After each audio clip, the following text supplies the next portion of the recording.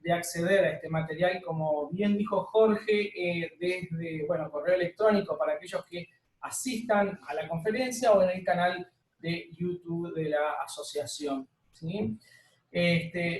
Queríamos como pedirles la colaboración en algunos elementos. Es una nueva modalidad que conlleva algunos desafíos que tenemos que tener en cuenta, para su óptimo desempeño. Le vamos a pedir que deben escribir su nombre y apellido en el momento de ingresar a cada conferencia. Será un requisito obligatorio. Por temas de seguridad virtual, el docente que no ingrese con su nombre y apellido lo debemos retirar a la sala de espera, lamentablemente. Disculpame, Luis, Sí, sí. disculpame un segundo. Gustavo González, no sé si coincide el nombre con quien está en la disertación participando, pero aparece un Gustavo González que debería cambiarse. Bien. Hola, buenas tardes. Soy Evangelina Ferreira, que aparezco como Gustavo González, lo escribí allí en el chat. El tema es que automáticamente se pone así, disculpen, pero no sé cómo corregirlo. Agendamos entonces, Carolina. Bueno, Evangelina Dale. Ferreira. Muchas Evangelina gracias. Ferreira, bien. Perfecto, perfecto. Ya te tengo, acá ya te ubiqué. Ahí ustedes, Gracias. en la imagen que les aparece, tienen 3 puntitos, cliquean ahí, ponen renombrar, ¿va? Y ahí ponen su nombre y apellido. Le dan un enter y ya pueden cambiar el nombre automáticamente. ¿Va? Nosotros estamos, como para aclarar, tratamos de ser puntuales con el ingreso, por eso mientras no se habilita algunos docentes que están en la sala de espera, es porque estamos haciendo esta presentación previa e inmediatamente ingresan los demás. Recuerden que estos encuentros entonces se realizan previa inscripción, aquellos docentes que no estén inscritos no podrán participar en la conferencia, y espero que sepan entender justamente esta cuestión organizativa, ¿no? Además debemos velar por quienes sí se inscribieron en tiempo y forma adjudicándole este cupo. Y por supuesto, no se olviden de tener el micrófono silenciado. Cuando quieran preguntar al disertante, antes del espacio de preguntas pueden hacerlo mediante el chat. Por cualquier duda, consulta, planteo, sugerencia, les rogamos escribir a pbviol@vera.com.uy. Capaz que Jorge te pedimos que puedas escribirlo ahí en el chat para que los colegas, recordar los correos a los colegas. No vamos a hablar más, vamos directamente a presentar a Cristian. Para mí es un gusto presentar a un compañero de trabajo, trabajamos juntos en el colegio. Contarles que estamos sumamente agradecidos con los 4 disertantes por su idea de, bueno, donar sus honorarios para generar un fondo solidario, que es, la verdad que fue un gesto muy lindo, muy hermoso de parte de los 4 conferencistas, y la asociación desde ya agradece muchísimo. Cristian es licenciado y magíster en Ciencias Biológicas y actualmente se encuentra terminando el doctorado en Ciencias Biológicas con una tesis sobre genética y conservación de bivalvos de agua dulce en Uruguay. Co-coordinó el equipo de investigadores que redactaron el libro de especies prioritarias para la conservación en Uruguay, publicado en 2013. Desde 2005 es colaborador honorario del Museo Nacional de Historia Natural. Ha dictado más de 100 charlas y talleres sobre invertebrados de agua dulce y conservación en todo el Uruguay.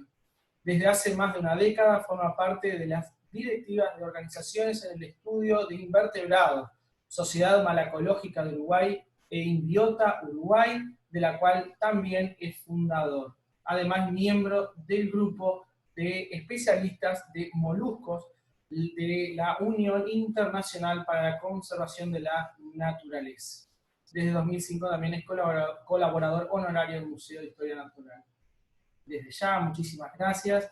Y bueno, Cristian, adelante con la conferencia Conservación de la Biodiversidad en Uruguay. Bueno, buenas noches a todas y todos. Muchísimas gracias a la organización por la invitación y a todos los que están haciendo el esfuerzo de en este horario estar presentes en una actividad relacionada a algunos. Es un trabajo, pero para mí es una gran alegría contar con todos ustedes y quería justamente en ese sentido comenzar un poco disruptivamente la charla en algo que tal vez parezca raro de un científico, que es mostrando un lado un poco humano. Quería comenzar en lo primero agradeciendo, más allá de de esta oportunidad para estar con ustedes. Quería agradecerles a ustedes como docentes. Estoy teniendo un problema con con la presentación. No sé si... Cristian, decime, acá me figura como que estás para compartir. Sin problema. Bien. Nunca nos pasa eso a los docentes nosotros. Nunca les pasa, no me imagino. No, lo que estoy haciendo... Ahí está. Bueno, ahora sí. ¿Marchó? Se ve que... Sí, sí. Ahí pasó a lo primero. ¿Tienen una diapositiva con ese título? Primero lo primero son los problemas tecnológicos, claramente, ¿no? Quería marcar, la tecnología quería marcar su presencia aquí. Bueno, lo primero, lo que quería comenzar justamente era con un agradecimiento. La ciencia se hace de muchas cosas, tiene muchos elementos. Un cuerpo de investigadores y técnicos, la infraestructura física e institucional, que son fundamentales para poder hacer ciencia, la financiación, nada se hace en ciencia o casi nada sin un apoyo económico, eso es fundamental y tan discutido en estos días en nuestro país. Y el vínculo y trabajo en red, que es fundamental. Uno en ciencia trabaja en red todo el tiempo, aunque no lo quiera, porque o está leyendo algo que ya escribió alguien en algún lugar del mundo, puede ser en su propio país, pero está trabajando en red no solamente a nivel geográfico, a nivel espacial, sino a nivel temporal. Uno trabaja en sus artículos, está constantemente trabajando con autores del pasado y seguramente sus aportes serán tomados en el futuro. Pero todo eso que es fundamental y que, bueno, que a veces en nuestro país falta, tiene un motor que es la vocación. Sin vocación no hay ciencia, eso es seguro, y más en países como el nuestro. Cuando un experimento no sale, o cuando un proyecto no es financiado, ahí aparece la vocación para empujarnos nuevamente a hacer ciencia, ¿sí? Frente a estas frustraciones que nos pasan constantemente. Cuando el campo de las ideas se queda estéril y parece que no hay nada nuevo bajo el sol, ahí aparece la curiosidad y el mirar diferente. Y esas cualidades son fundamentales en hacer ciencia, y más en el contexto de países que tienen limitaciones en los anteriores ítems que les nombré para hacer ciencia. Y acá es donde viene el agradecimiento. Cuando un docente de biología lleva un animal o una planta a una clase, o ayuda a descubrir que el patio del liceo es una selva, ¿no? y todo lo que hay abajo una piedra, o cuando responde con un cuidado cariñoso una pregunta que en principio es torpe, uno a veces recibe preguntas que, bueno, que no son, digamos, dentro de lo que uno esperaría en el contexto de una clase, lo que sea. Ese tipo de cuidado que han tenido ustedes, que van a tener, es fundamental para el nacimiento de la vocación científica, y podría ser una lista enorme, y me gustaría en un momento incluso hasta trabajarlo seriamente, hacer entrevistas a científicos y que nos cuenten de dónde nace la vocación, y que nos cuenten cómo los profesores de biología han sido fundamentales en el nacimiento de esa vocación. Ustedes nos acompañan desde esa curación de nuestros intereses, de dirigir las preguntas, de poder motivarnos para poder nosotros al final salir, pasar por la universidad, de formarnos en la universidad y poder después hacer ciencia. Pero están en el centro siempre de nuestro ser científico, porque la vocación es fundamental, y la vocación de muchos de nosotros nació con profesores de biología. Así que, antes que nada, no quería dejarlo para el final, sino que lo quería poner al principio. Gracias, ¿sí? Muchas gracias por todo lo que están haciendo, lo que han hecho en el pasado y lo que van a hacer en el futuro como docentes de biología. Bueno, ahora sí, vamos a la conferencia propiamente dicha. Hablar de conservación en el Uruguay es súper complejo, ¿no? Y seguramente haya muchos, cientos de posibles palestrantes para hablar del tema. ¿Por qué me animo a hablar del tema? Bueno, porque fue uno de los que coordiné el proceso de la edición del libro de especies prioritarias para la conservación en Uruguay, el cual luego le dejamos disponible por PDF, o lo pueden bajar de la página está en el Ministerio de Medio Ambiente, en la página del Museo Nacional de Historia Natural, en la ONG Vida Silvestre, hay varios lugares donde está, pero también lo vamos a dejar en PDF. Y bueno, como les decía, acompañé ese proceso, y bueno, y pude como desde ese acompañamiento tener algún que otro secreto, ¿no? Y cocina de ese proceso. Yo todavía soy estudiante de posgrado, o sea que no soy ningún pope, eso seguro, pero bueno, también lo que quería aprovechar justamente por estar todavía en formación, el poder traerles una mirada diferente sobre estos problemas de conservación en el Uruguay, ¿sí? Mi idea es ser un poco disruptivo y poder traer también entonces algunas otras temas y algunas otras visiones.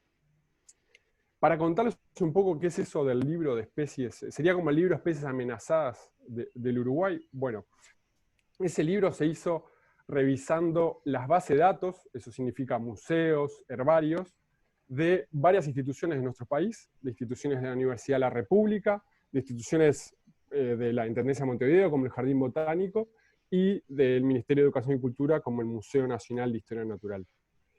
En esas instituciones se guardan más de 100.000 registros de presencia de especies nativas en nuestro país.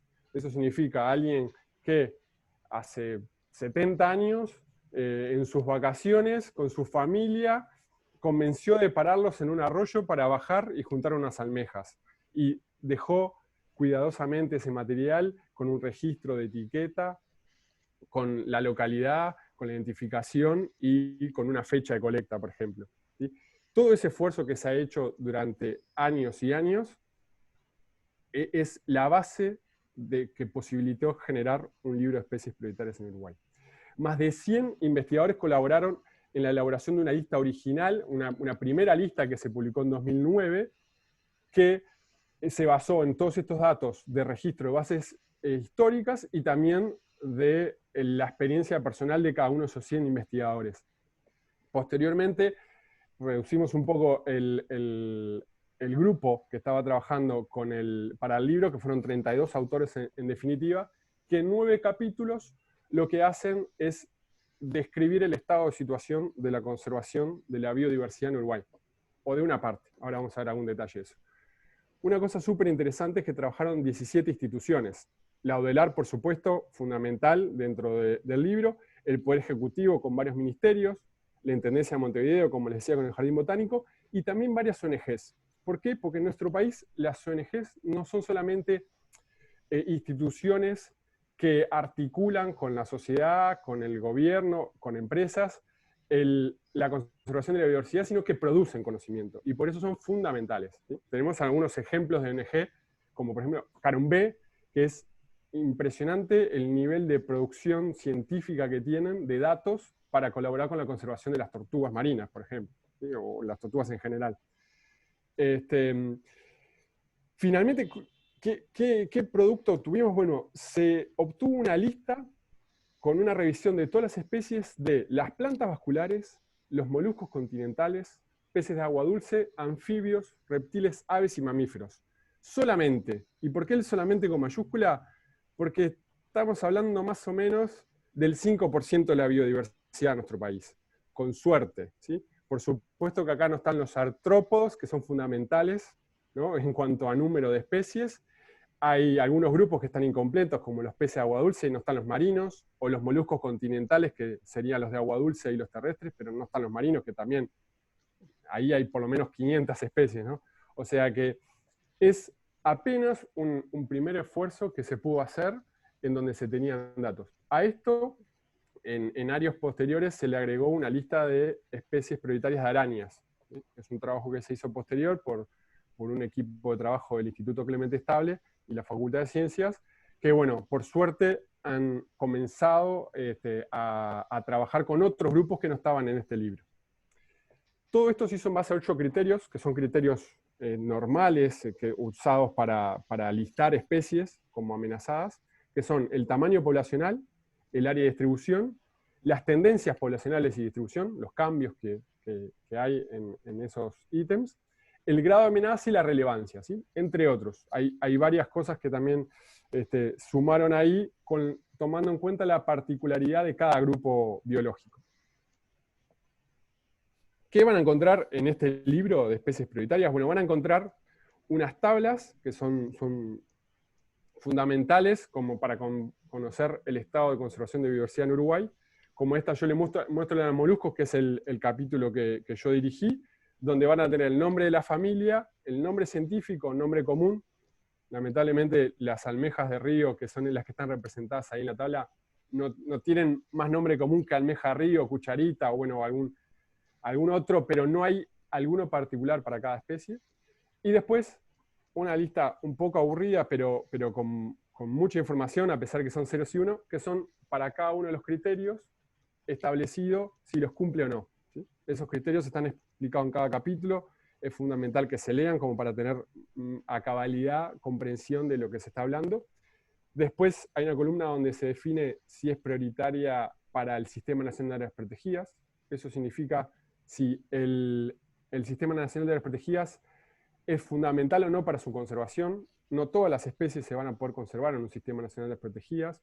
Su conservación puede pasar por otras medidas de conservación. No tienen por qué estar dentro de un área protegida para ser conservadas. Y lo otro, que es esas 3A que hay ahí a la derecha de la tabla, representan unos agrupamientos por ambiente o taxonómicos de cada grupo, para después poder comprender otra tabla, que es una tabla de las amenazas que hay. Para no entrar en cada capítulo ni nada, porque sería muy engorroso hablarlo, y sería ideal que en algún momento se pueda desarrollar algún ciclo con alguno de los autores de cada capítulo, con sus particularidades, porque cada grupo biológico va a tener particularidades.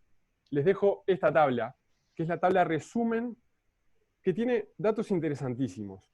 Por lo pronto, en la primera columna ya del número de especies de Uruguay es súper interesante, porque normalmente los uruguayos, con esa idea general de que somos una penillanura levemente ondulada y bueno, y que no tenemos grandes bosques ni nada, tenemos una idea de nuestra biodiversidad que es bastante errada, y es que nosotros no somos un país diverso. Claro, comparados con grandes áreas u otras regiones como pueden ser la zona tropical de América del Sur o América Central, tal vez no tengamos tantas especies. Pero sin embargo, tenemos una diversidad destacada por esto de estar en el límite, en la transición entre diferentes ambientes, entre zonas climáticas, por la historia evolutiva de nuestros ríos. El río Uruguay bien podría ser considerado lo que sería una selva tropical, pero en biodiversidad, pero a nivel de agua dulce. El río Uruguay en algunos grupos tiene más especies que la cuenca del Amazonas.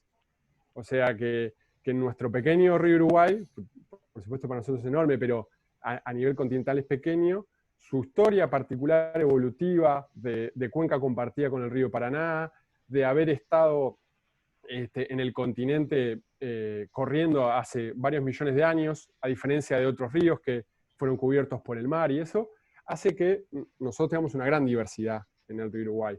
O nuestras praderas, que siempre son consideradas como ambientes tal vez pobres en biodiversidad, y sin embargo, cuando hacemos un conteo de las hierbas que hay ahí, vamos a tener varios cientos de especies seguramente. En concreto, la tabla muestra en el número de especies de Uruguay que en total en estos grupos que estudiamos acá hay 3.450 especies. De vuelta a insistir en que eso seguramente sea 5 o 10% de la biodiversidad que esté presente en Uruguay, ¿sí? Y ni que hablar que esas son las especies que están conocidas. Ciertamente en el futuro iremos sumando especies en todos los grupos, ¿sí? Desde los mamíferos, que a veces uno piensa no va a aparecer ninguna especie más, bueno, siempre hay, sobre todo en algunos grupos como los murciélagos o los roedores, especies van a seguir apareciendo, tal vez hasta nuevas para la ciencia. Hay algunas incluso que están en estudio actualmente, con potencial de ser nuevas especies. Nos vamos a la columna, a la tercera columna, digamos, con datos numéricos, al número de especies amenazadas. Esa es una columna que es la más triste de toda esa tabla, que es el del número de especies que realmente están amenazadas en Uruguay. ¿Eso qué significa? Que si no cambiamos nuestro modelo productivo o nuestras amenazas hacia esas especies, se van a extinguir de aquí a 100 años. ¿Sí? Eso es un parte del ejercicio del libro. De esas 3.450 especies registradas en Uruguay, casi 1.990 están amenazadas de extinción. Eso representa el 29%. Y ese número es alto. ¿Cuánto? Bueno, muy alto, les diría. En comparación con otros países, nosotros estamos con un número de especies amenazadas mucho mayor que otros. Estamos hablando que normalmente los países tienen entre 10 y 15% de especies amenazadas y nosotros tenemos 29%. Eso en realidad no es tan raro, porque nuestro país está en toda su superficie prácticamente sometido a actividades productivas. Entonces, las actividades productivas muchas veces entran en conflicto con la conservación de la biodiversidad y generan estos datos de 29%. ¿Sí?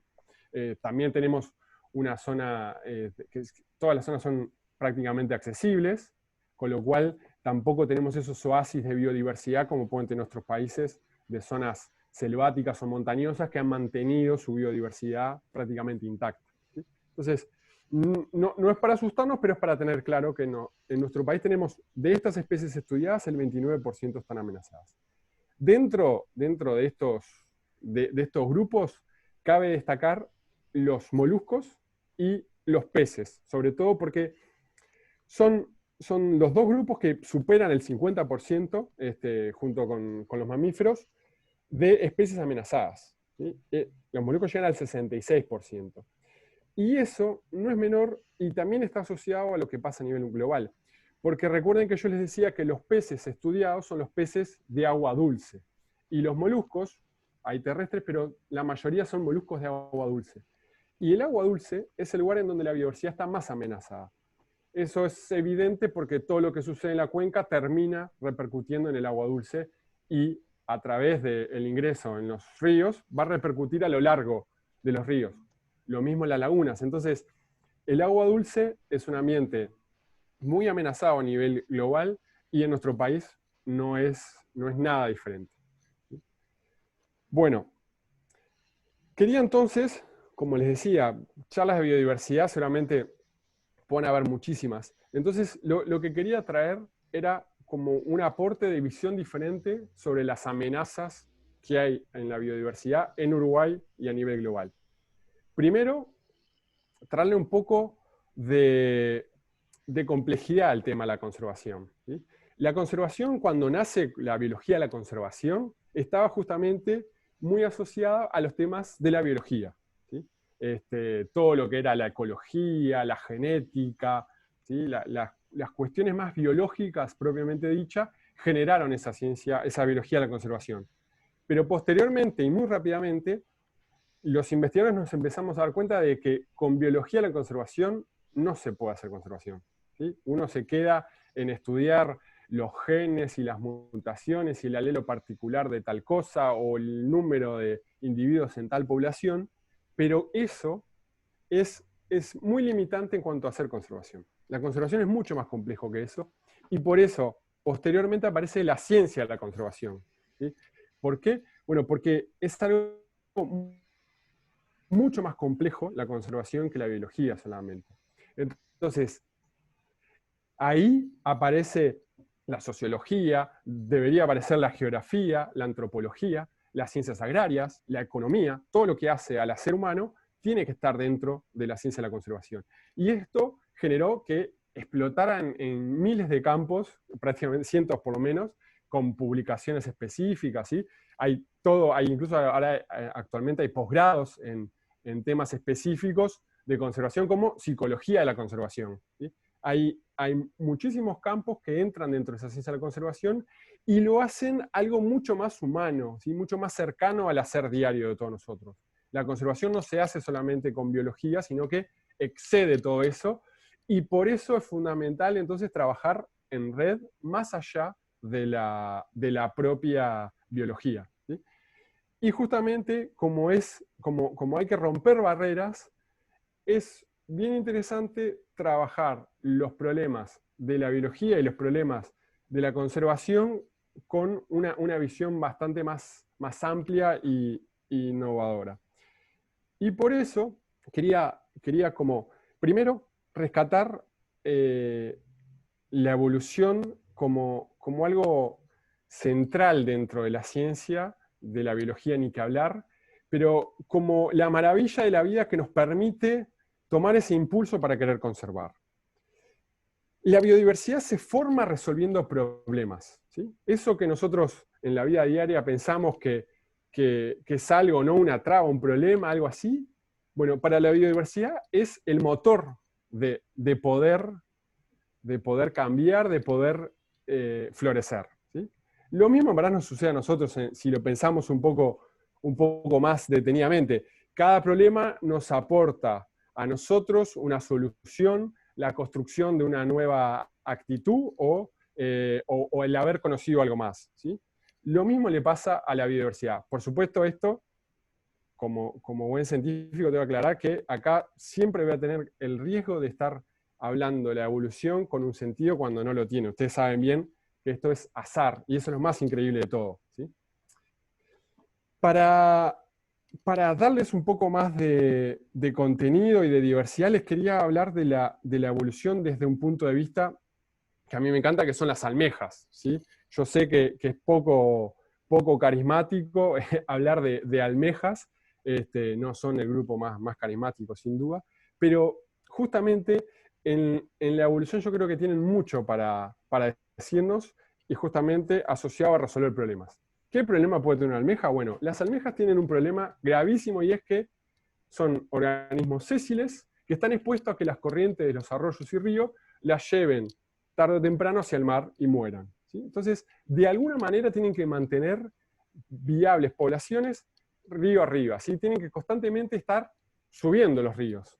Ahora, por su anatomía no les permite estar moviendo, no hay migraciones de almejas, o por lo menos no de almejas adultas. ¿Sí?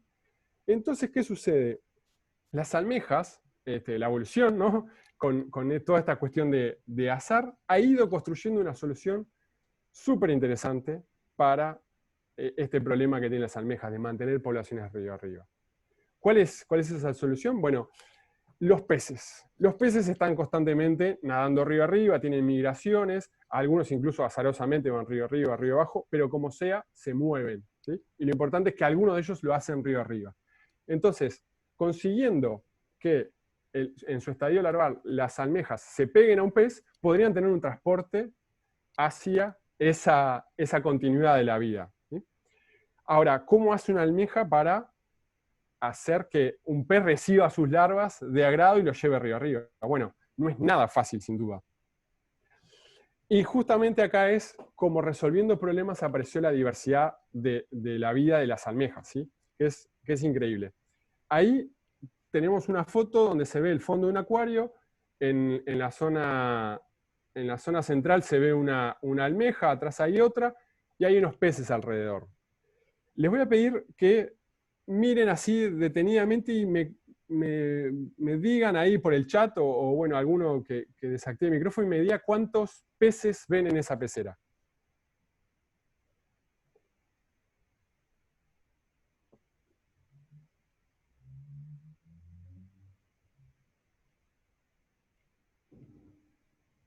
A ver quién se anima. Ahí en el chat aparecen respuestas. No sé si estás viendo el chat, Cristian. Dice 4, 10 o 6. 9, 4, 4, 5, 4, 6, 5. Bueno, por lo pronto, por lo menos hay 4, ¿sí? Hay algunos que han estado un poco más imaginativos y han visto más. En esa pecera hay 3 peces, con lo cual ya entro en conflicto con sus respuestas, por lo menos con todas de ellas, ¿no? Hay algo que ustedes están viendo ahí que no es un pez. Les doy unos segundos a ver si se dan cuenta. En esta zona, esto que está acá, a ver, hay más respuestas en el chat. Bueno, hay gente que ve doble.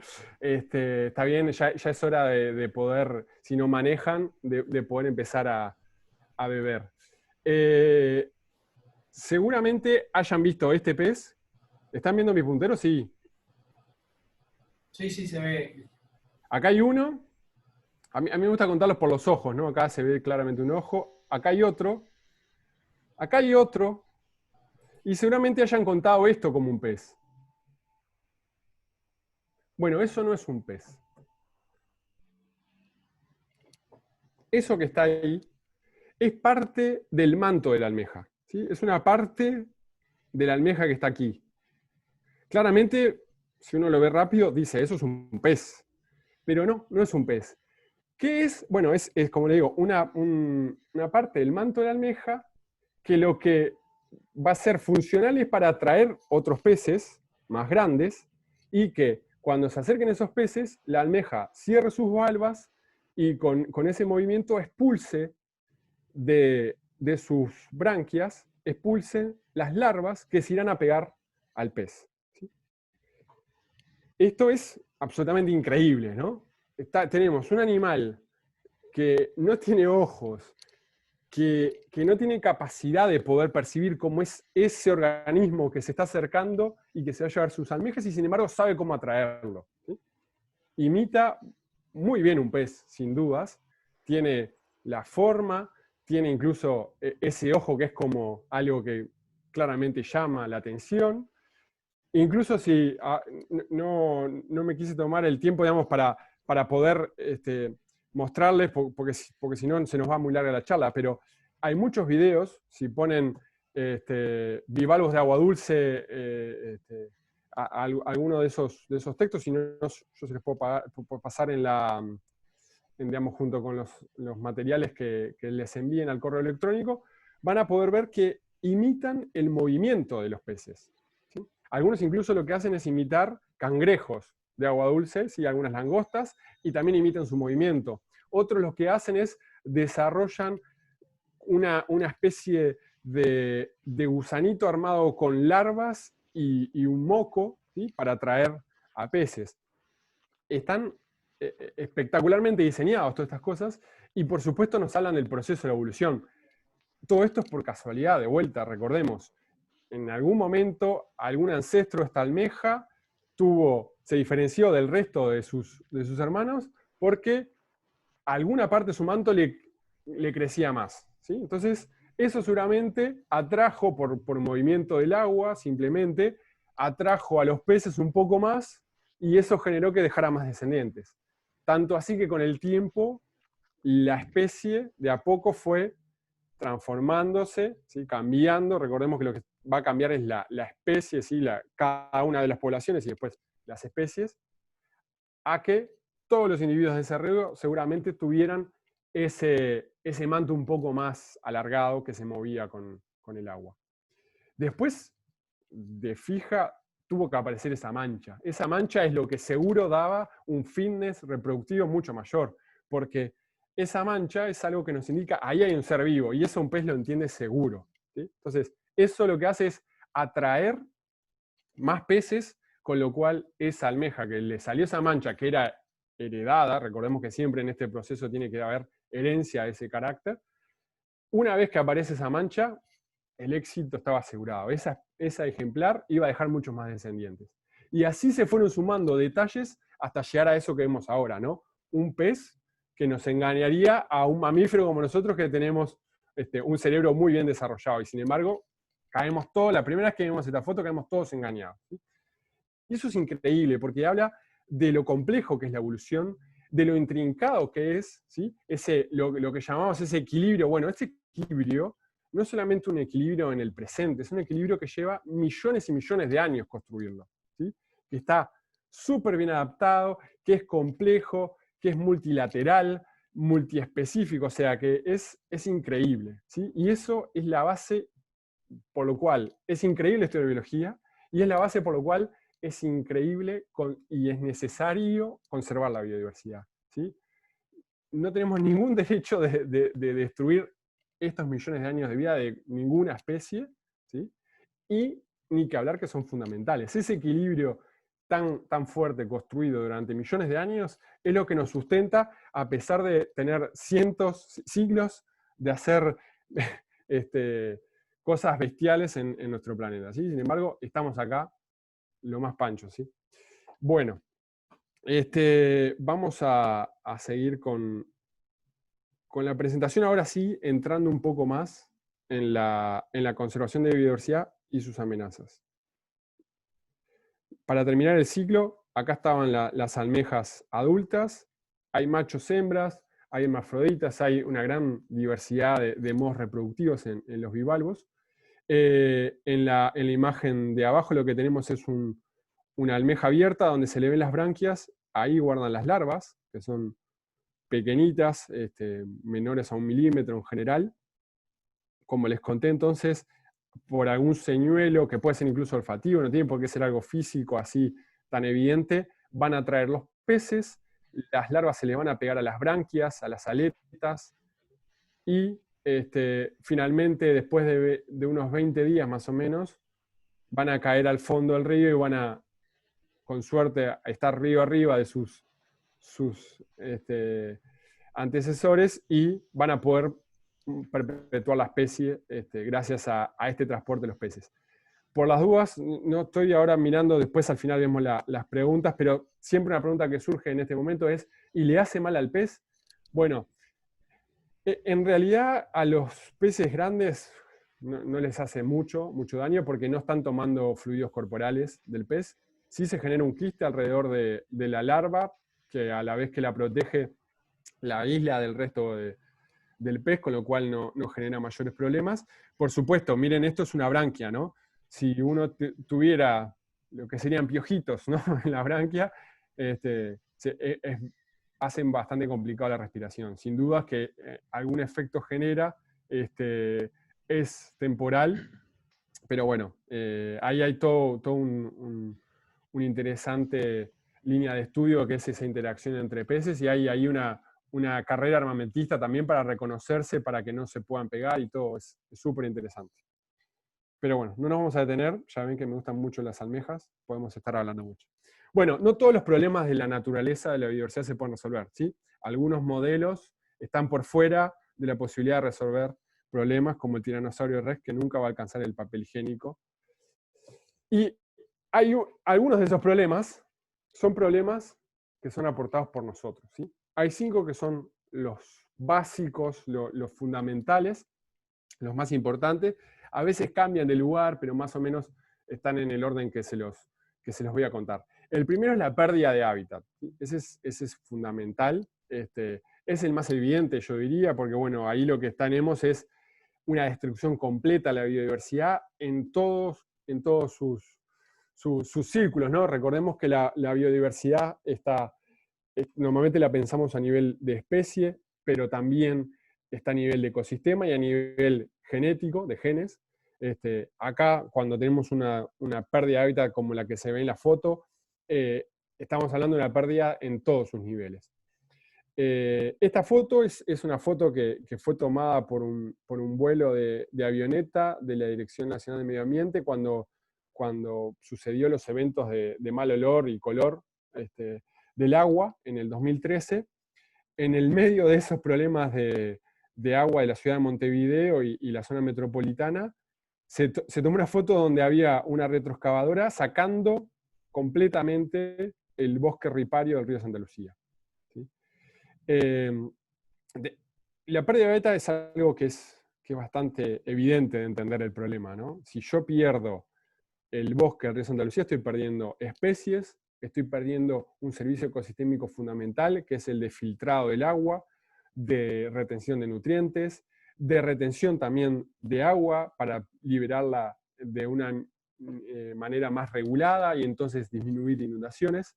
Entonces, la pérdida de hábitat es evidente su problema, es evidente el problema hacia el humano y sin embargo lo hacemos constantemente. Ese yo creo que no hay mayor, digamos, reflexión que podamos hacer. Sí me gustaría hacer una reflexión, y seguramente Oscar lo habló en su charla. Es una pérdida de hábitat que es muy normal en Uruguay, y como parecería que es una pérdida, más que una pérdida es una ganancia de hábitat, no la tomamos tanto cuenta. Los bosques en Uruguay, o las plantaciones de eucalipto, como es el caso de esto, son una pérdida de hábitat. El hábitat que había naturalmente en muchas de las regiones donde se plantan eucaliptus es la pradera. Y yo estoy perdiendo un ambiente si le planto eucaliptus. ¿Sí? Por suerte, esto ya casi no hay que explicarlo, pero durante muchos años, un ambientalista promedio lo que iba a decir es plantemos árboles. Ahora, lo que por suerte dicen es cuál, cómo, en qué lugar. ¿Es nativo? ¿Nativo de qué? ¿Es nativo de un país o nativo de una región? Si yo estoy plantando un ingá en una zona de sierras, ¿es nativo el ingá de la zona de sierra o por ser una especie que es endémica del río Uruguay. Estoy también introduciendo una especie a pesar de que sea nativa de mi país, ¿sí? ¿Cuáles son los límites que estamos poniendo? ¿Son límites reales, naturales, o son límites geográficos políticos? ¿Sí? La transformación de una pradera a una plantación de eucalipto es una pérdida de hábitat importante, diría importantísima, ¿sí? Porque aparte que está la pérdida de hábitat durante el tiempo que dura la forestación, tenemos toda la pérdida de hábitat que va a generar la posterior conversión de esa forestación en una pradera nuevamente, con lo cual se van a perder muchas especies y hasta se podría llegar a perder la funcionalidad del propio hábitat, ¿sí? Con lo cual es fundamental hacer énfasis en nuestros estudiantes para que tengan un espíritu mucho más crítico en cuanto al sentido, a esa que es pérdida de hábitat, ¿sí? La pérdida de hábitat no solamente lo evidente, perder bosques, ¿sí? La pérdida de hábitat es esa conversión que estamos haciendo, a pesar de que en algún sentido se podría llegar a ver positivo, ¿sí? Las invasiones biológicas. De esto hubo una charla especial de Gabriel Laufer dentro del ciclo, con lo cual no voy a hablar mucho. Los invito a verla en el canal de YouTube de la asociación. Contarles que es la segunda amenaza para la... Te hago una consulta. Acá ¿Sí? me figura alguna pregunta. ¿Preferís que te la diga al final o ahora, Cristian? Podemos ir viendo alguna pregunta. ¿Sí? Sí, dale, como para cortar un poco el ritmo. Perfecto. No, Alicia Dutra hace como una pregunta que le generó como un poco de ruido.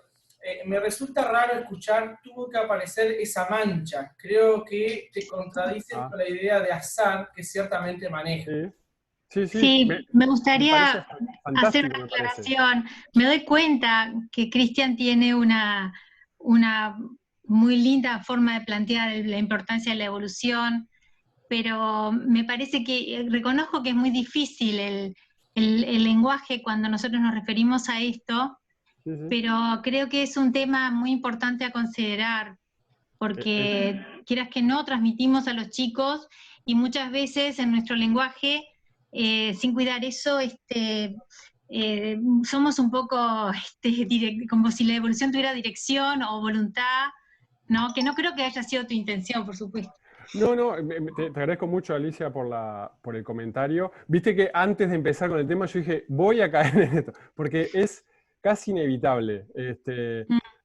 Es algo que siempre, es tan increíble que eso sea por azar. Claro. Yo creo que hay hasta debe estar asociado a una incapacidad de nuestro cerebro de poder entender un proceso que es complejo a nivel de números, claro, en el presente y a nivel de números en el tiempo, ¿sí?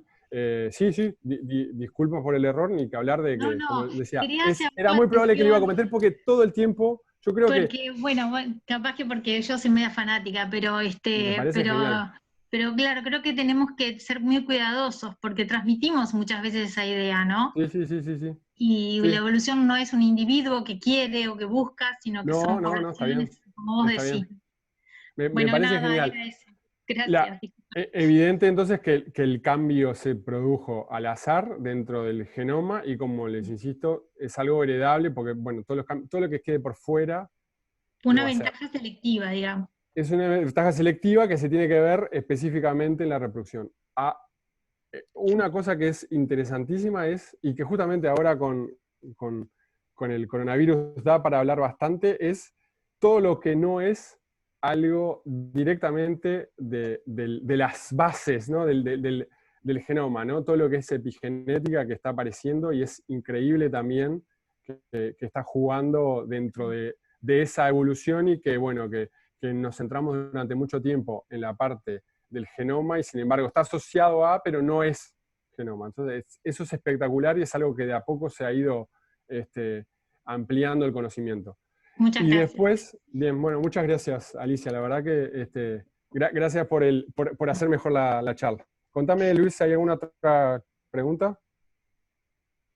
Perdón, no, después hay como algunos aportes de materiales, de videos, así que sería por ahora esa pregunta. Gracias. Buenísimo. Bien. Bueno, hecho este alto para mejorar la charla, seguimos con las estimaciones biológicas. Es un gran problema económico, sin duda. para que se hagan una idea, en 2005 un artículo hablaba de que en Estados Unidos se gastaban, solamente en Estados Unidos, 120.000 millones de dólares por pérdida de biodiversidad asociada a las invasiones biológicas, pérdidas económicas, perdón, asociadas a las invasiones biológicas. En Uruguay hay más de 250 especies introducidas, que no es lo mismo que una especie invasora, eso lo pueden ver en la charla de Gabriel, si no lo tenían tan claro. Hay una base que es INBUI, eso ponen eso en internet y seguramente les salte, lo primero que les salte es la página de esta iniciativa, que lo que hace es recabar la información de especies introducidas en Uruguay, y luego está el Comité de Especies Exóticas Invasoras, que hace una lista detallada de aquellas especies que son invasoras en Uruguay. Hasta el momento de 41, ese material también les voy a dejar disponible para que, por si todavía no lo habían encontrado en la web. En el caso de las exóticas invasoras, a veces es un poco lateral el entender cuál es el efecto sobre la biodiversidad. En algunas especies es bastante evidente.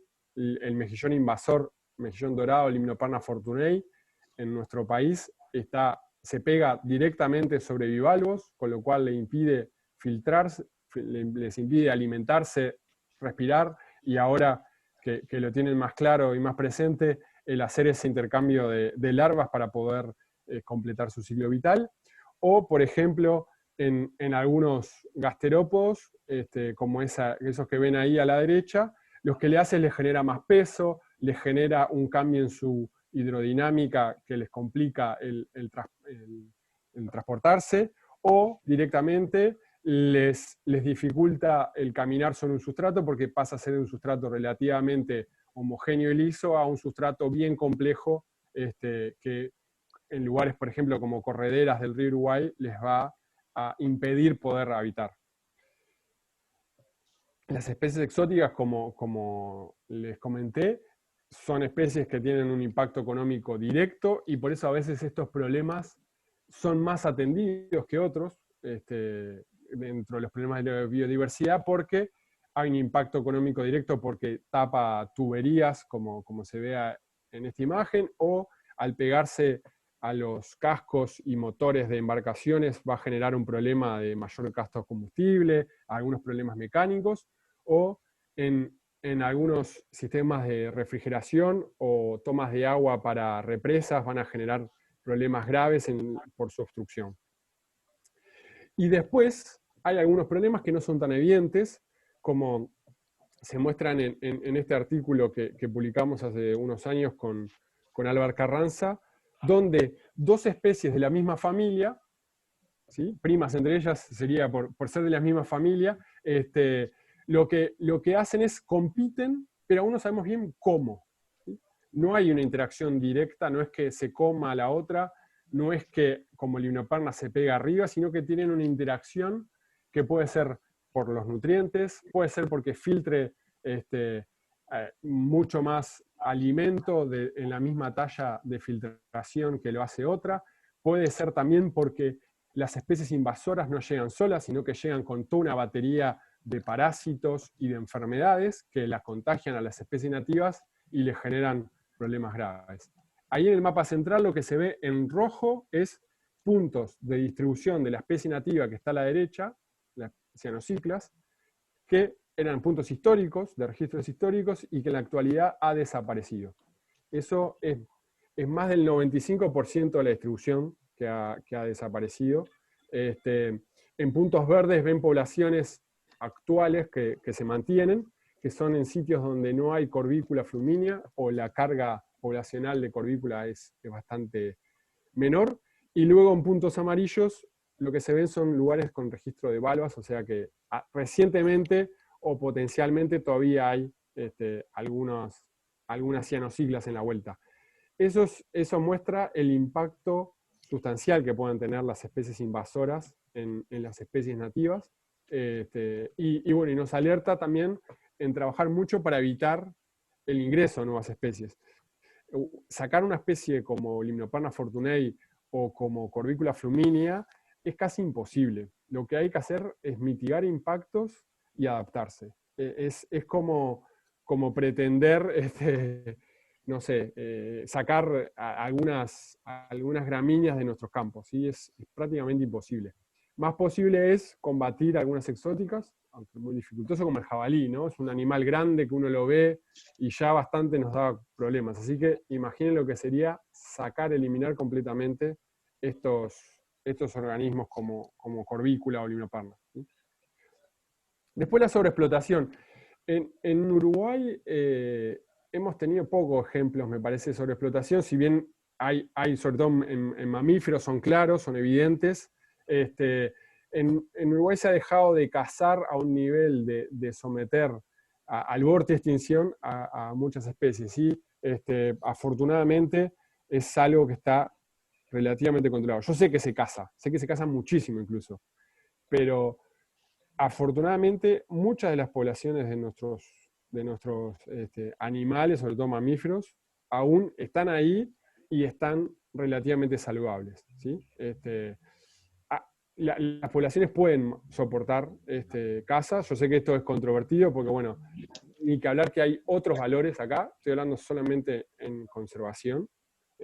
Hay otros valores humanos que uno considera sobre los animales, son totalmente válidos y yo los acompaño, pero a nivel de la caza acá en Uruguay, realmente es una presión importante, pero no es una cosa como en otros países donde se ve muchísimo y está poniendo en riesgo poblaciones. Ya sabemos que hay algunas especies que se extinguieron en Uruguay por la caza, pero eso sucedió uniformemente en toda América Latina. Les quería traer un tema de la sobreexplotación, un tema que es poco conocido, que es la explotación de las almejas en Uruguay, que existió durante los años 50 y 60, donde, para que se hagan una idea, se llegaron a extraer 72 millones de almejas al año, ¿sí? Esto era una industria asociada a la producción de botones o decorados de nácar, que fue un boom increíble, sobre todo en la zona del río Paraná, en la provincia de Santa Fe, en la provincia de Entre Ríos, algo en la provincia de Buenos Aires, y en Uruguay también. Era una industria que rápidamente subió sus precios, asociado originalmente a la sustitución de importaciones que se realizó en la década del 40 en Argentina y que siguió en las posteriores. Se creó esta industria que posteriormente comenzó a exportar. Y algo fundamental que sucedió posteriormente fue que esa industria colapsó. Y no colapsó solamente porque haya sobreexplotado los bancos de almejas, sino colapsó porque le apareció un competidor que normalmente nosotros lo asociamos a un problema para la biodiversidad. La industria de las almejas nacaríferas colapsó por la aparición del plástico. El plástico fue el que salvó las almejas nacaríferas. ¿Cómo lo salvó? Bueno, de vuelta, hablando de darle propiedades humanas a los objetos inanimados. Bueno, la aparición del plástico lo que ocasionó fue que hubiera una sustitución de esa producción de nácar natural por nácar de plástico.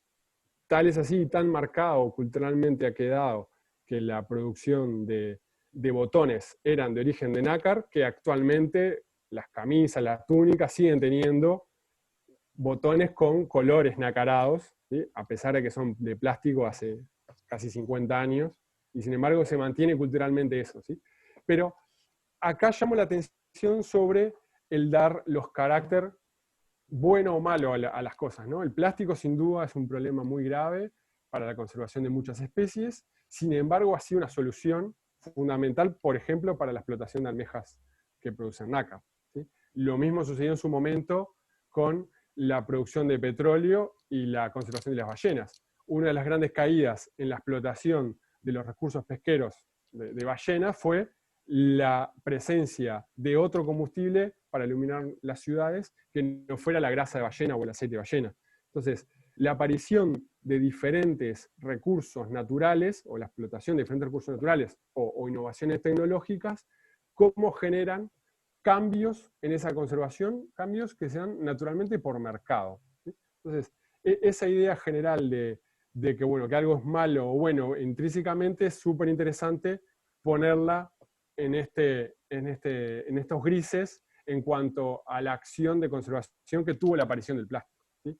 Ni que hablar de que de vuelta acá hay toda una discusión mucho más profunda que es en cuanto al propio consumo, que lo que podría ser mucho más efectivo en cuanto a la conservación que cambiar el consumo de una cosa por otra. Pero de vuelta, para la fluidez de la charla, no quiero ingresar en el tema. La contaminación es otro de los problemas evidentes de la conservación de la biodiversidad. Recuerdo y hago el llamado de atención de siempre estar pensando e insistiéndole a los estudiantes en los efectos en cascadas.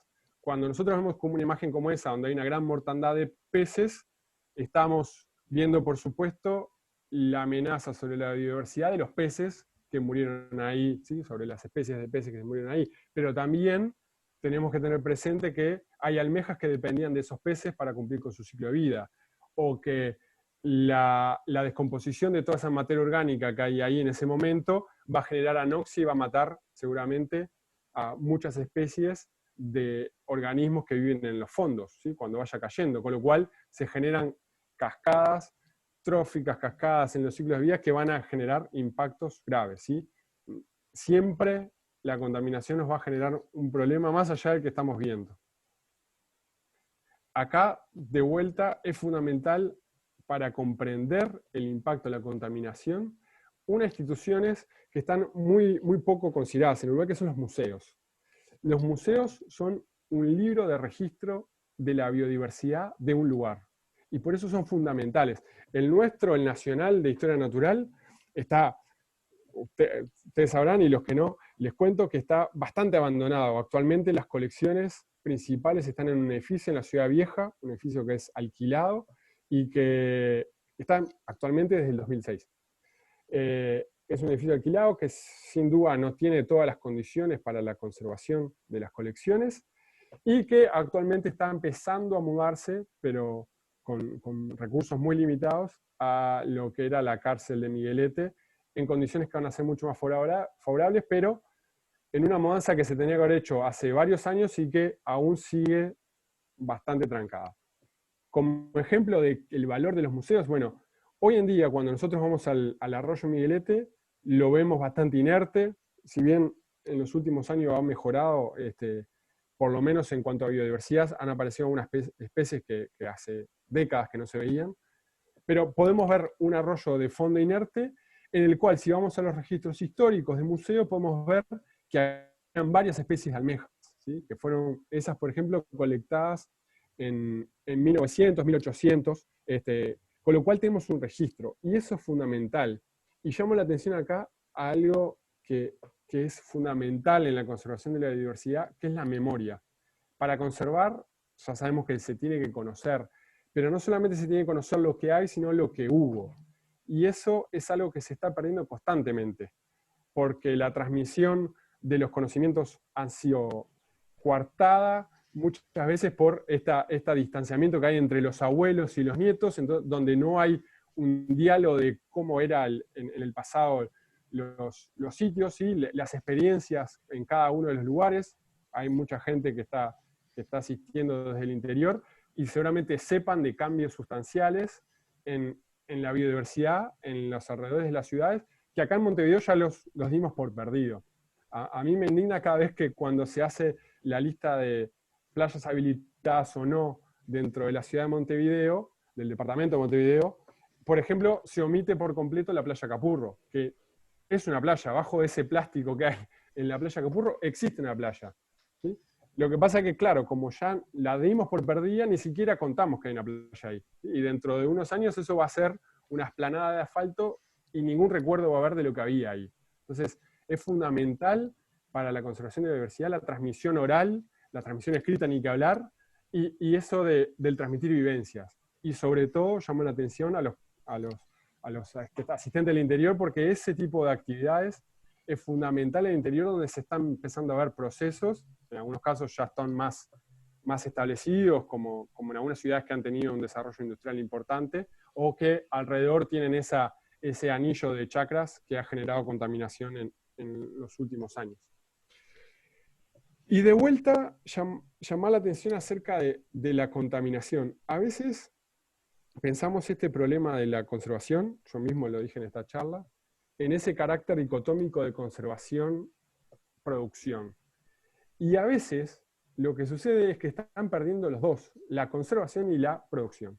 Esa foto fue tomada hace unos años, la tomé yo, estaba de colecta en el departamento Soriano, muy apurado porque había aviso de tormenta, y en el medio de la colecta sentí que había un avión en la vuelta, seguramente fumigando, y lo pude llegar a fotografiar. Ahí ven un campo de soja. Y bueno, atrás de esa cortina de árboles, a los pocos metros, ahí está el arroyo El Cololó.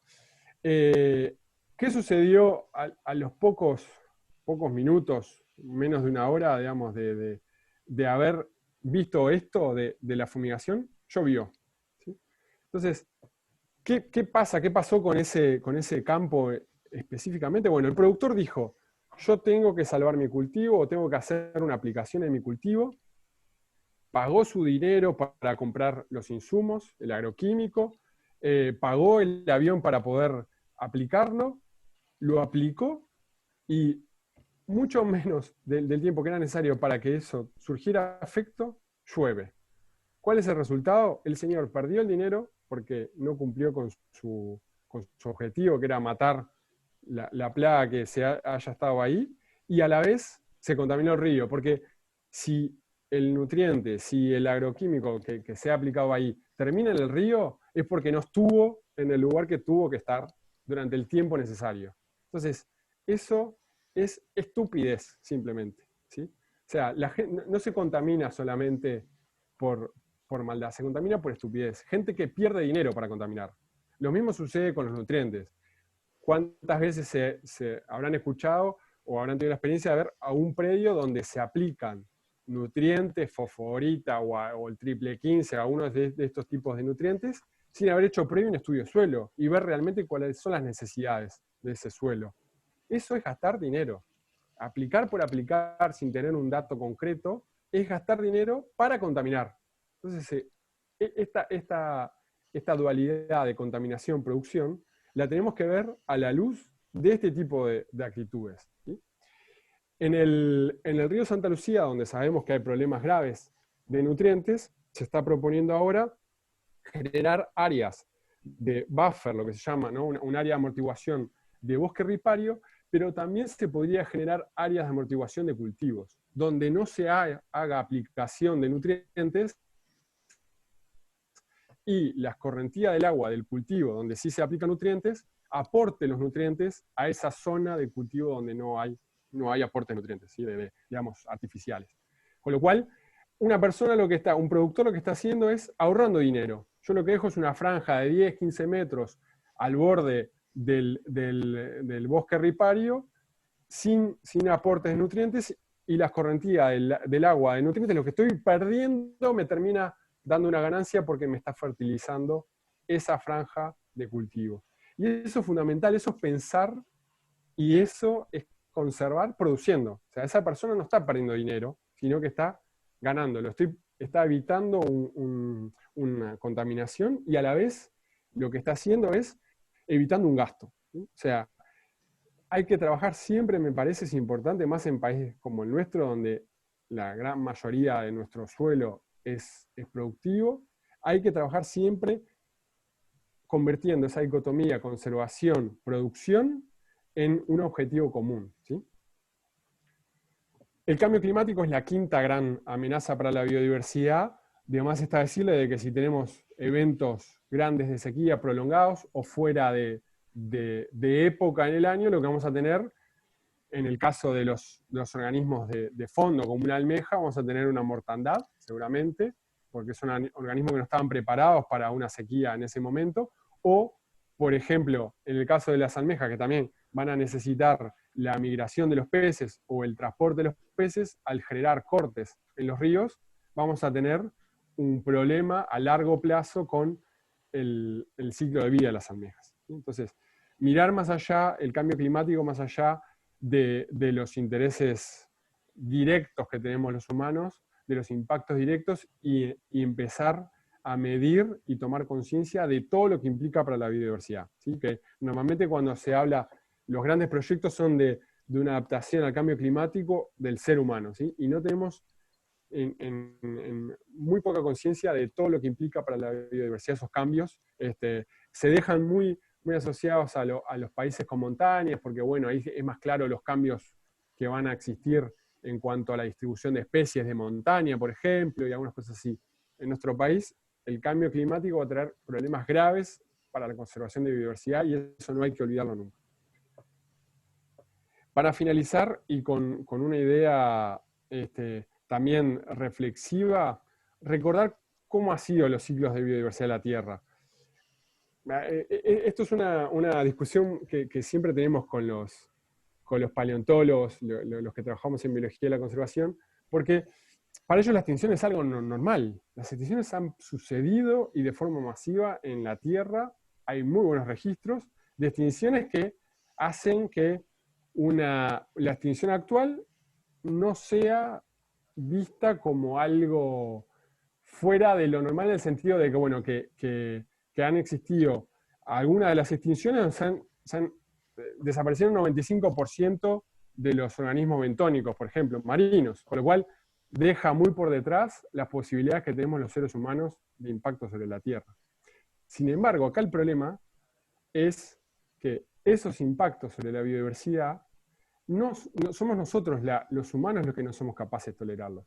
Tal vez como especie sí, pero no como civilización. Como estamos construidos actualmente con nuestras necesidades, seguramente no vamos a poder resistir una extinción masiva como la que a los paleontólogos les resulta tan natural, ¿sí? Y ahí es donde, tal vez, si a una persona no entienda y pinte todo esto como un escenario de conservar pajaritos y mariposas, es donde hay que llegar. Acá no solamente estamos hablando, y con todo derecho, de la conservación de especies, estamos hablando de la conservación de los humanos, ¿sí? Y de la humanidad como un todo, ¿sí? Y con todos sus valores. Para finalizar, y seguramente muchos ya conozcan esta imagen, justamente es alguien fuera de la biología de la conservación, uno de los que ha generado mayor conciencia sobre la necesidad de conservar la biodiversidad. Ahí lo que están viendo es todos los problemas, todas las cuentas impagas que tenemos este mes, todos los estudiantes que no entregaron los informes y lo que sea, todos nuestros amores, todos nuestros poemas, todos los cantantes, todo está ahí, ¿sí? Eso es la Tierra vista desde el confín del sistema solar. En la nave Voyager, antes de salir del sistema solar, Carl Sagan sugirió tomar una foto de la Tierra. Y lo que se veía era eso, una motita de polvo en el espacio, ¿sí? Carl Sagan, para terminar, lo voy a dejar que termine él la presentación, dice que esa foto subraya la responsabilidad de tratarnos los unos a los otros más amablemente y de preservar el pálido punto azul, el único hogar que jamás hemos conocido. Muchas gracias. Muchísimas gracias, Cristian. Buenísimo y muy claro todo. Nada, invitar a los colegas a participar en hacer consultas, dudas. Vi que Alicia Dutra había escrito algo puntual sobre algún nombre, pero no me quedó claro. Bien. Para preguntarle a Cristian cuál es. Así que... Si no, él lo dijo después, gracias. Vale, Alicia. Capaz que si tienen dudas o algo, la colocan en el chat para organizarnos y empezamos a preguntar. Por ahora decirte que muchas gracias, Cristian, variadas y muchas, y bueno, nada, el agradecimiento con la claridad con el que trabajaste y expusiste el tema. A ver si hay algún colega más, o capaz que alguno quiera hacer una pregunta directamente a Cristian, también está habilitado. No, aprovecho a agradecerte, Cristian, más allá de los conocimientos académicos que compartiste, que son muy buenos, que te quiero hacer una pregunta respecto a eso, destacar algo que nos puso en la mochila como un elemento histriónico de nuestro ser docente de biología, que es la empatía, lo vincular. Estuvo a lo largo de todo tu discurso académico, también lo vincular, y el elemento del docente como una herramienta de cambio a través de esa, poder llegar a sorprender a las mentes jóvenes para entusiasmarlo en el camino de la ciencia. Te agradezco porque realmente a veces cuando ver que de afuera se vea es interesante, y que lo tengas en el discurso tuyo, más interesante aún en un científico. Eso por un lado. Y lo otro, preguntarte, dabas cifras, porcentajes de especies en peligro, y fuiste muy específico en decir que Uruguay estábamos por fuera de la media. Entonces te preguntaba si tenés alguna razón de esa situación actual y qué panorama ves a futuro. Si Cristian proyecta a futuro, ¿cómo nos vemos ecosistémicamente en cuanto a biodiversidad en el Uruguay? Bueno, ahí un poco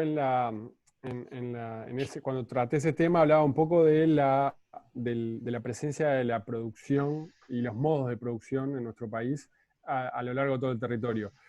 Ni que hablar, que es un tema que justo aparte ahora está muy, muy latente en la discusión tanto política como social en nuestro país, es que nuestro Sistema Nacional de Áreas Protegidas es muy débil, es muy débil. Se hace con mucho esfuerzo, se valora mucho el esfuerzo de quienes lo hacen, pero ahora creo que estamos en 1.4% de la superficie continental de nuestro país conservada.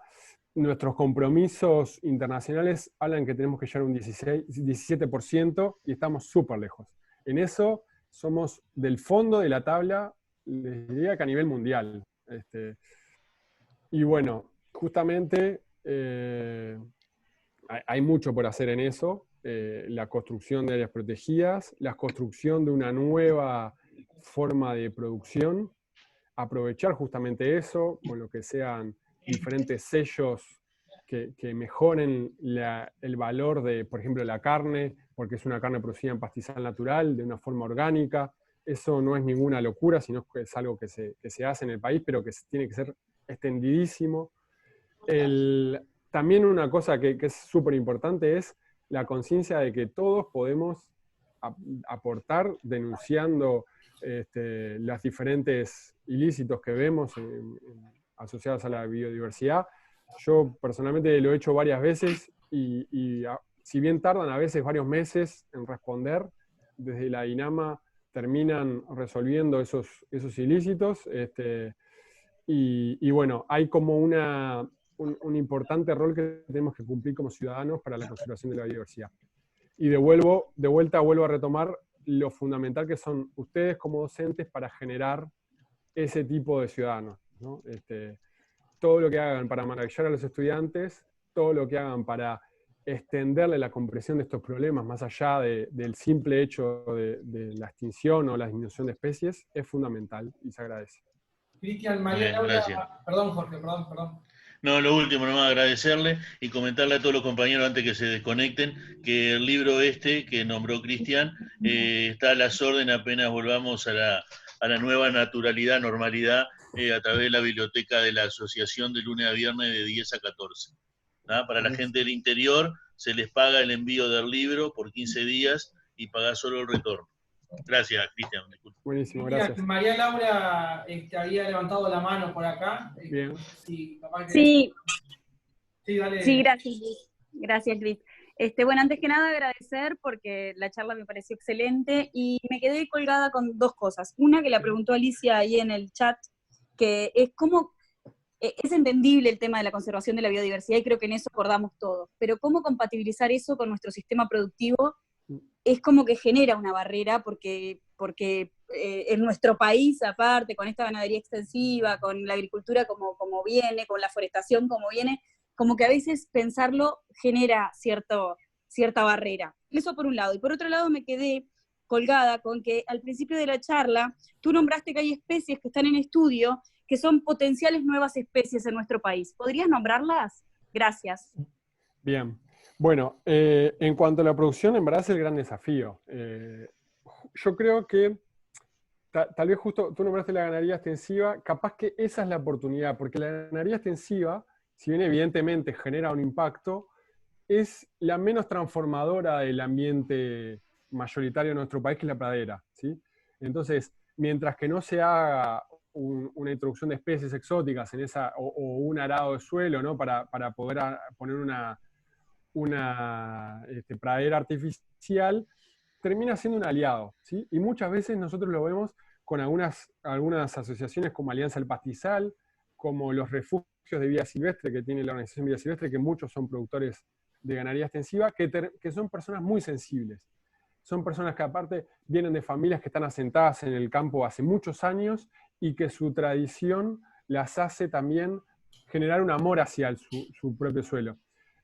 Muchas veces cuando salgo al exterior y hablo del Uruguay, claro, siempre comparado con el resto de América Latina, donde hay comunidades originarias, digamos, indígenas, siempre es complejo, porque bueno, nosotros como que hicimos un corte muy fuerte, si bien afortunadamente en los últimos años se está volviendo a revalorizar y se está organizando a través de diferentes organizaciones la cultura y lo que ha quedado de los indígenas, nosotros tuvimos un corte muy fuerte, y la construcción de identidad asociado a los lugares es bastante reciente. Hay pocas familias que, digamos, tienen más de 4 generaciones en el campo, ¿sí? 5. Y eso es lo que hace amar y hace conservar a la diversidad, porque está asociada a la vida de la familia. Eso es fundamental. ¿Cómo transformar esto? Bueno, en nuestro país, dado que el 95% más o menos del suelo es de propiedad privada, hay que trabajar con el productor. No hay manera, no podemos hacer protección de la naturaleza solamente en espacios públicos. Tiene que estar la producción asociada. Y eso tiene que venir por la introducción de diferenciales, que pueden ser subsidios, que pueden ser diferentes sellos de calidad que generen un precio mayor a la carne o a la producción, y ni que hablar desde los consumidores. Y después la apuesta a algunas industrias, como pueden ser la industria del ecoturismo, que no genera impactos y justamente se ve promovida por la conservación por esta industria. Lo otro de las especies, bueno, nombres no te puedo dar porque justamente no están nombradas todavía, pero de peces hay varias especies que están ahí en estudio como potenciales nuevas.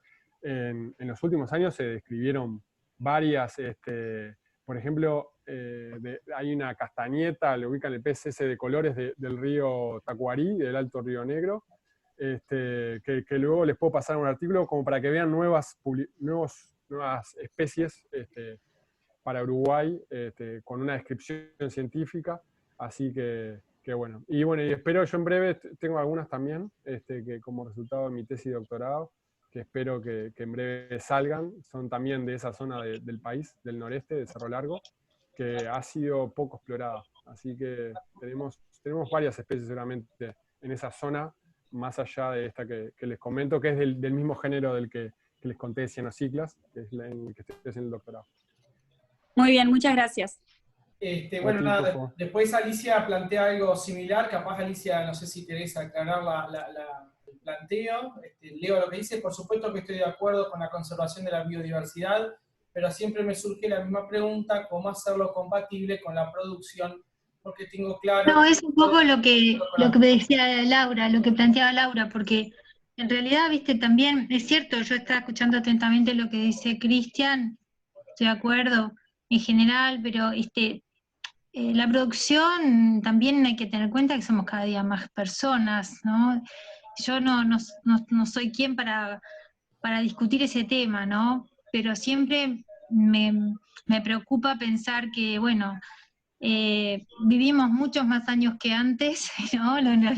Nuestros antepasados vivían en un ambiente prístino y con el oxígeno mejor que nunca, sin contaminación, aparentemente, no sé, y sin embargo se morían jóvenes. Hoy vivimos muchos más años, somos muchos más, necesitamos más alimentos y muchos más artículos de servicio que se producen también, la producción. Entonces es como difícil pensar en compatibilizar todo eso en un territorio pequeño como el Uruguay, ¿no? Entonces me parece que bueno, esa discusión, como vos decís, de que hay que discutir estos temas, para mí es un tema, es un debe todavía en este país. No sé cómo lo vamos a hacer, pero me parece que es muy importante, porque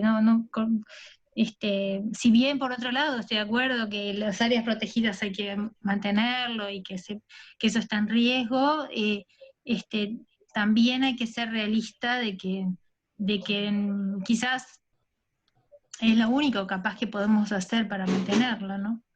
Mantener esas áreas protegidas, no sé, como estoy pensando en voz alta, porque en realidad ya te digo, no tengo muchos elementos. No, es un tema que no está acabado sin duda y que seguramente va a costar, te diría que hasta generaciones, porque es un tema cultural. Sí. Las transformaciones que se tienen que hacer, en algunos países se han hecho y han sido muy efectivas. El producir generando, o sea, producir conservando y generando un diferencial económico. Eso se puede hacer. Por ejemplo, hay una cosa, el otro día alegremente leí una invitación para una red que, por ejemplo, ya no hablaba más de basura, ya no hablaba más de residuos, sino de reciclaje, sino de valorización justamente de eso. O sea, nosotros actualmente, nuestros desechos van al Río de la Plata, ¿sí? Generan metano en el camino, contamina el Río de la Plata. Bueno, hay lugares donde eso es dinero, porque justamente es fuente de energía. Y en un mundo donde, como bien decís, es necesario cada vez más la energía, por supuesto que va a salir más caro. La ciudad de Maldonado, por ejemplo, lo hace con sus depósitos de basura. El depósito de basura de Maldonado tiene una usina generadora de energía gracias a los materiales que se desechan en la ciudad de Maldonado. Eso se podría hacer, dependiendo de la escala, se podría hacer en muchas ciudades de nuestro país. Todo lo que es el tambo, hay muy buenos ejemplos incluso en Uruguay de tambos de que todo lo que son los desechos de las vacas lo utilizan para producir gas, para calefaccionar o para generar luz o todo. O sea, no están perdiendo dinero, están ganando dinero, porque el desecho es dinero. Y como yo te puse el ejemplo de los buffers que hay como potenciales para Río Santa Lucía, Sí. lo que le estamos diciendo al productor es no gastes plata, ahorrá plata y conservar la biodiversidad. Entonces, yo creo que es un tema cultural que por supuesto que tiene que haber muchísima innovación y ninguna idea debería ser descartada de plano. O sea, buscar, modificar esta realidad es un trabajo de años y solamente cultural. Por eso, de vuelta insisto, los profesores como formadores de ciudadanos son fundamentales. Así Qué que bueno, es un trabajo qué bueno conjunto. ese optimismo, la verdad que me alegra escuchar eso, pero capaz que tendríamos que tener alguna charla sobre todas esas posibilidades que no conozco particularmente, no sé si las demás, Bueno, como habría que armar, opciones, Luis. ¿no? Habría que armar, sí, porque Luis, tenés realmente, un ¿no? deber ahí. A Yo veces te siempre ayudo a estamos armar en la queja de que hay que hacer esto, de que no hay que hacer aquello, pero las posibilidades de solución, como que yo por lo pronto no las tengo tan claras, entonces estaría bueno, la verdad. Gracias. Bien. Yo igual, más allá de optimismo, porque no quiero sonar naif, o sea, No, está más que bien. optimismo es un optimismo realista, en el sentido de si no hacemos esto, ahí sí va a estar mal la cosa. Claro, yo estoy de acuerdo. Y bueno, y en el camino uno hace y después ve, si no funcionó, bueno, está. Pero cuando es de vocación, como ustedes bien saben, con cada uno de los alumnos, ¿no?